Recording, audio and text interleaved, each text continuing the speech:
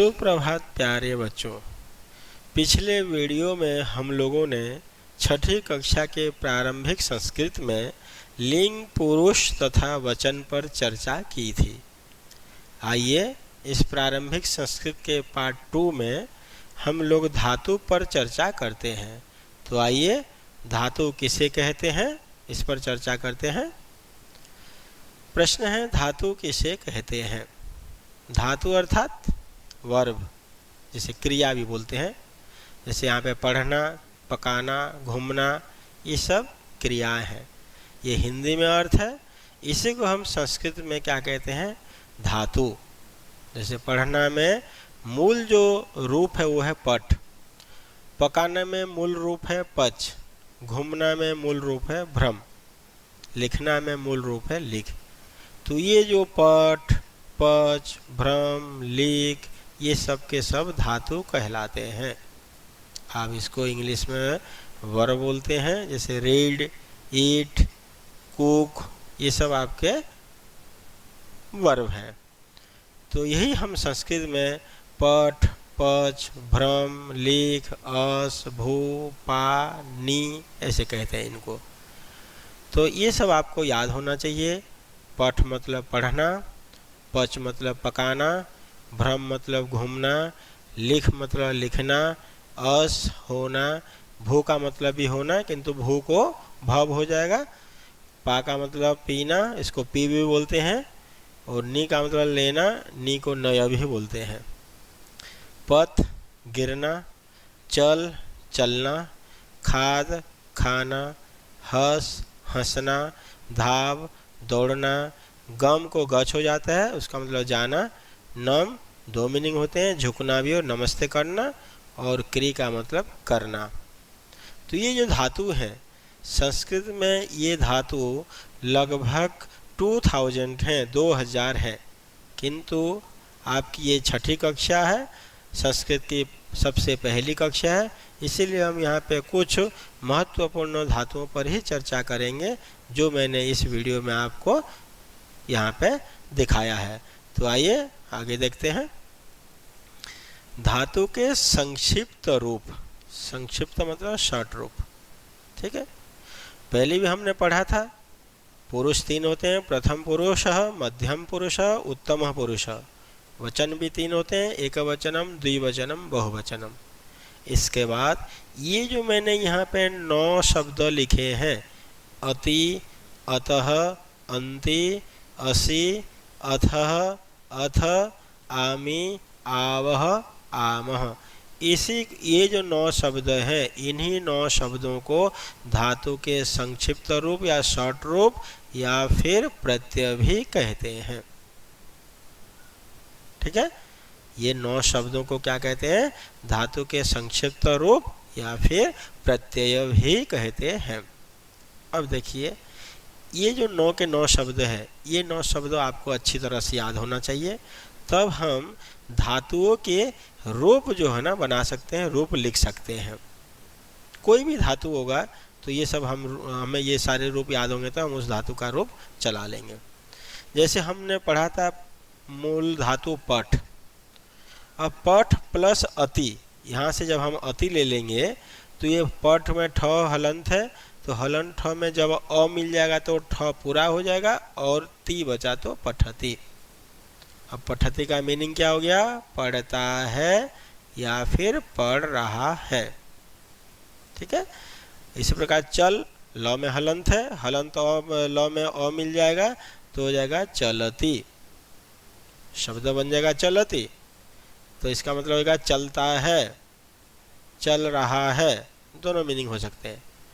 खाद मतलब खाना, खाद में जब अति जोड़ देंगे तो खादती बन जाता है, इसका मतलब होता है खाता है या खा रहा है। ये जो है ना, ये एक वचन है सब, ये हमने एक वचन का प्रत्यय जोड़ा है, इसीलिए यहाँ पे ये एक वचन बना पठती। और पठ में यदि अतः जोड़ देंगे तब बन जाएगा पठतः। पठ में यदि अंति जोड़ देंगे तब क्या बनेगा वो हम आगे बताएंगे, चर्चा करेंगे। और असि जोड़ेंगे तब क्या बनेगा, अथ जोड़ेंगे तब क्या बनेगा, और ये अथ जोड़ेंगे तो भी क्या बनेगा, आमी जोड़ेंगे तो क्या बनेगा, पठ प्लस आमी पठामि, पठ प्लस आवह पठावह और पठ प्लस आमह पठामह। तो आइए देखते हैं ये 9 प्रत्ययों को जब जोड़ते हैं तो धातु का रूप कैसे बनता है। लट लकार। अब आप बोलेंगे भाई ये लकार कहाँ से आ गया। इसी को हम संस्कृत में बोलते हैं, जो वर्तमान काल या प्रेजेंट टेंस है, इसी को हम कहते हैं लट लकार। लट मतलब वर्तमान, लकार काल, प्रेजेंट टेंस वर्तमान काल।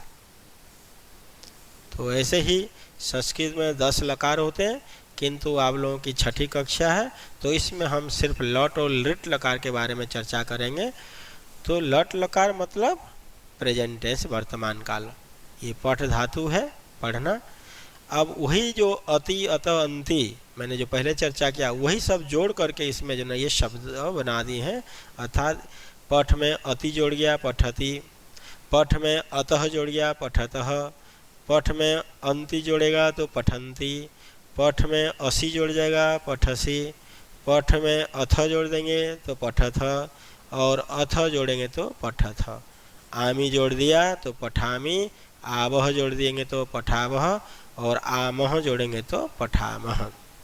तो ये क्या है, ये सब ये इसको कहते हैं धातु रूप। ये जो 9 शब्द हैं ये पठ धातु का लट लकार का धातु रूप। अब पठति का मीनिंग क्या हो जाएगा, पढ़ता है या पढ़ रहा है, एक वचन है। पठतः का मीनिंग हो जाएगा द्विवचन है, तो 2 व्यक्ति, 2 आदमी या 2 बच्चे पढ़ रहे हैं। पठंती का मतलब हो जाएगा सब पढ़ रहे हैं। पठसी का मतलब हो जाएगा तुम पढ़ते हो, पठथः तुम दोनों पढ़ते हो, और पठथः तुम सब पढ़ते हो। अभी केवल मैंने ये धातु रूपों की चर्चा की है। इसके बाद हम इनके साथ जब संज्ञा जोड़ेंगे, नाउन जोड़ेंगे, तब जो ना हमारे छोटे छोटे सेंटेंस जो ना बनने चालू हो जाएंगे। अब आप लोगों ने जैसे पढ़ा पठती मतलब पढ़ता है। अब इससे ये एक शब्द जो आपने सीख लिया तो आप लोगों को कम से कम 50 शब्द जो ना आ जाते हैं। जैसे चल में चलती, किसी को बोलते हैं चलती, राम बोलते हैं राम चलती, रामः चलती, माता पठती, माता खादती, माता हसती, पीता वदती, पीता चलती, पीता पठती। तो ये एक वचन के साथ एक वचन लेंगे। द्विवचन, ये द्विवचन है, जब 2 बच्चे पढ़ रहे हैं द्विवचन लेंगे पठतः, 2 से अधिक होंगे तो पठंती। पठसी तुम के साथ लगेगा, ये तुम दोनों के साथ लगता है, और ये तुम सब के साथ। ये मैं के साथ लगेगा, ये हम दोनों के साथ लगेगा, और ये हम सब के साथ लगेगा। तो आप लोगों को करना क्या है, वो जो संक्षिप्त रूप अति अतः अंति, असी अथ अथ, आमी आवह आम, उसको अच्छी तरह से याद करना है। और ये जो पठती पठत पठंती, पठसी पठथ पठथ, पठामी पठावह पठाम, ये रूप आपको अच्छी तरह से याद करना है। ये यदि याद कर लेंगे तो आपको कम से कम 50 धातुओं के रूप याद हो गए, ये जान लीजिए। तो प्यारे बच्चों, हमने इसमें केवल ये लट लकार के बारे में चर्चा किया है, सिर्फ लट लकार के धातु रूपों का किया है।